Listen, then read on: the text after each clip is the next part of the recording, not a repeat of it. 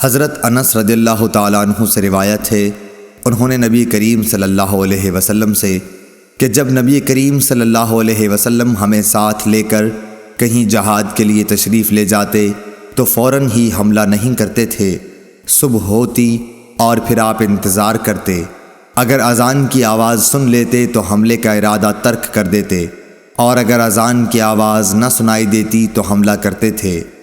انس نے کہا کہ ہم خیبر کی طرف گئے اور رات کے وقت وہاں پہنچے۔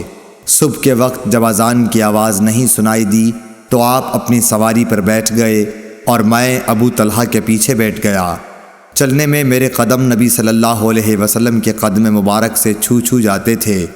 انس نے کہا کہ خیبر کے لوگ اپنے ٹوکروں اور کدالوں کو لیے ہوئے اپنے کام کاج کو باہر نکلے تو انہوں نے رسول کریم صلی اللہ علیہ وسلم کو دیکھا اور چلا اٹھے کہ محمد واللہ محمد صلی اللہ علیہ وسلم پوری فوج سمیت آ گئے۔